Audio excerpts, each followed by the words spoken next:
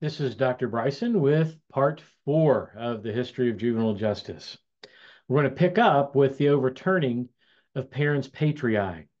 Now, I want you to be aware that I'm rather than finishing part 3 with this slide, which might look a little natural, I wanted to begin part 4 with this slide because it brings us in to the child savers in their proper form. So there were two cases that reached their state Supreme Courts. I want you to understand that none of these cases that we've talked about so far reached the U.S. Supreme Court. And so these are two cases that reached their respective state Supreme Courts. Now, after Ex parte Kraus, states across the country decided that parens patriae applied to them as well, to their states as well.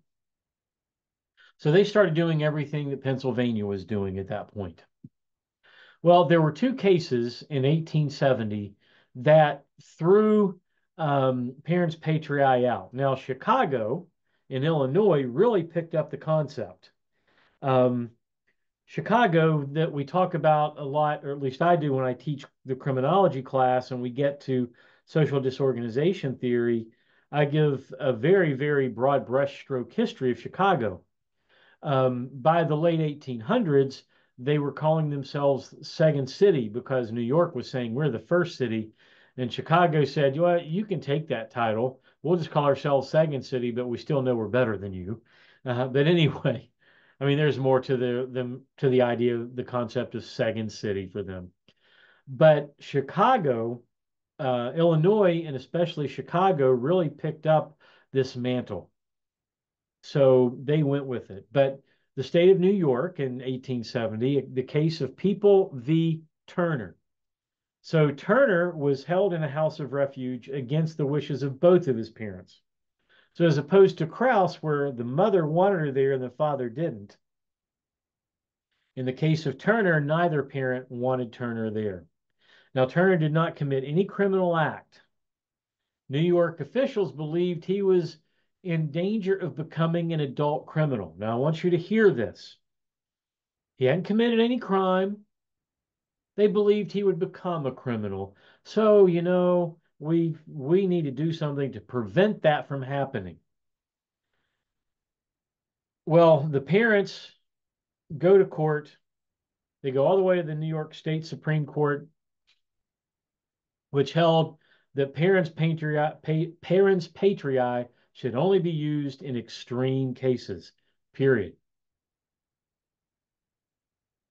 Now, in Ohio, in Illinois, in Chicago, in the same year, the people, ex rel O'Connell v. Turner. Most people call it simply O'Connell v. Turner. So Daniel O'Connell was 14 years old in 1870. The Cook County Sheriff's Office took him into custody for being in danger of becoming a delinquent. Now, he wasn't a delinquent. He was in danger of becoming a delinquent, according to the Cook County Sheriff's Office. By the way, that's the county Chicago was in. So he was sent to the Cook County Reform School. Well, his father wanted custody, so he sued and went to the Illinois State Supreme Court, which ordered Daniel O'Connell to be released. And this, at the bottom of this slide, is a quote from the Supreme Court, Illinois Supreme Court decision. And I put it on here because it's very important, and I think we need to hear this. Even criminals cannot be convicted and imprisoned without due process of law, without a regular trial according to the common law. Why should minors be imprisoned for misfortune? Just because he's poor doesn't mean he should be imprisoned. Destitution of proper parental care, ignorance, idleness, and vice are misfortunes, not crimes. Okay, now This did not sit well with the progressives that wanted to engineer the society the way they wanted it to be engineered. By the way, that is my problem with progressivism. They have their vision of what society can become, and they want to make it that. And they want to force us to conform to their view. And that is kind of my issue with it. But anyway, so 1870, the child savers come in. Okay, by the way, this is just a random photograph from juvenile court in Chicago. This is probably around 1905, 1910, somewhere around in there. So the child savers were basically made up of women in upper middle class and wealthy families who had great influence on American policy. Um, they claimed that they were attempting at a more humane society. So they developed the settlement house movement.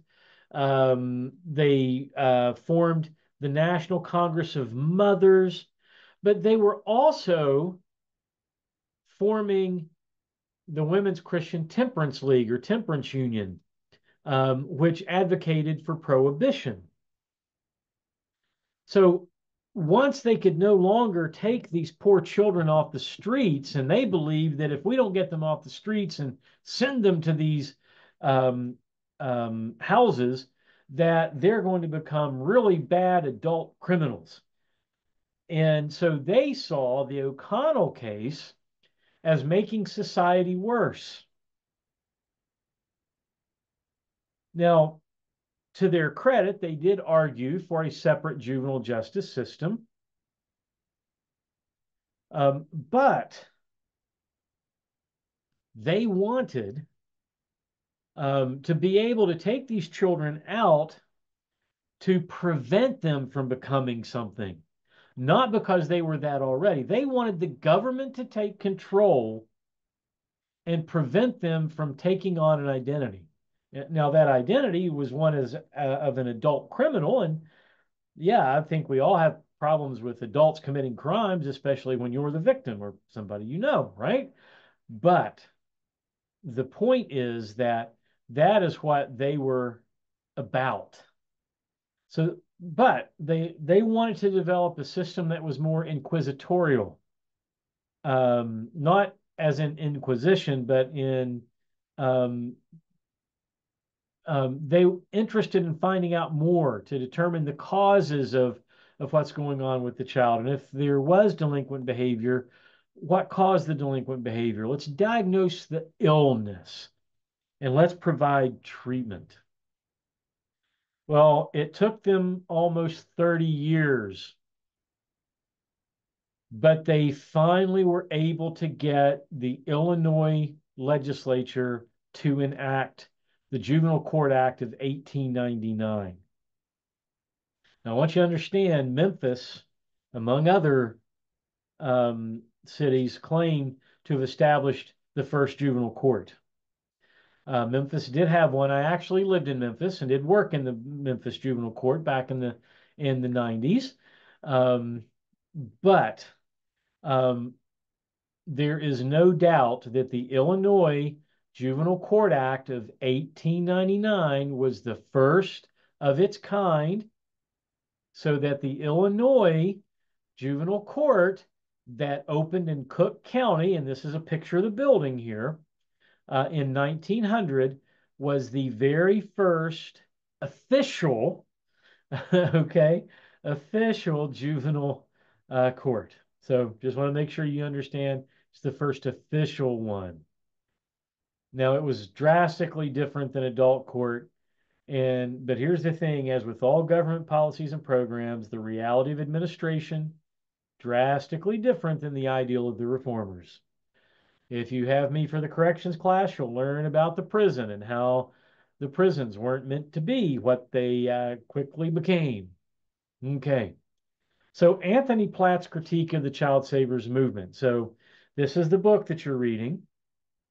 Okay. He said that basically claiming humanitarian motives doesn't mean that the motives actually were humanitarian. Okay. I love that.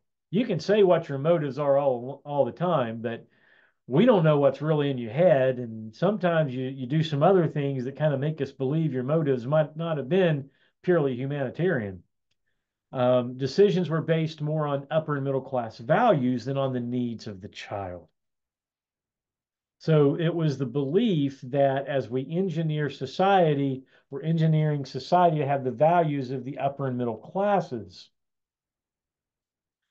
There was also a distinction blurred between dependent and delinquent children. In other words, some children weren't delinquent, but they were dependent and they needed help. Other children were just flat delinquent. But that line was blurred. It was just completely blurred.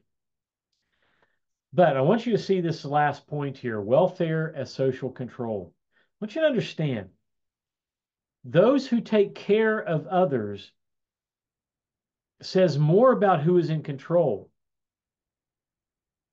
than the folks that act like bosses. That's what we don't realize. Caretaking is a position of control. Think of an infant. Infants are not able to take care of themselves. The parent is completely in control and needs to be. We get that. But what happens is when the state takes over welfare, they take over control, sometimes in places where they should not be taking control. So the ideal of the juvenile justice reformers and parents patriae, the belief that juveniles are different than adults, that they are more malleable. Okay, get that. Completely buy that. The goal was to provide rehabilitation, not punishment. Well, we kind of feel that way about adults now, too. And the belief that juveniles must be saved, not punished. So they got to be saved from themselves and saved from their conditions. Now, what are some of the practical results of the reforms of the child savers and the concept of parents patriae? I hope you're getting it's back now. As of 1899, it's back. Juveniles were denied due process rights. So basically, the child savers' parents don't have to hold a trial before disciplining children. So why does the state need to do this? It was used, juvenile justice was used as a method of social control. And there's also the idea of the state of the parent being expanded into other arenas. Eugenics and forced sterilization was partly influenced by the belief that the feeble-minded and morons, those were both diagnostic terms, by the way, in the late 19th and early 20th century, could not make their own decisions, and they needed to be saved from themselves by the state. I mean, think about the helmet laws for motorcycles. Now, do I think that someone is a complete idiot if they ride their motorcycle, especially at very fast speeds, without a helmet? Yeah, I believe they're an idiot. But do I believe the state should have the right to say, I don't care if you are an adult and capable of making your own decisions. Obviously, you can't. So we have to be your parent and require you to, or you will get a ticket. Okay, I'm just saying, consider how the state sometimes controls us by taking care of us, by doing things in the name of what's in our best interest.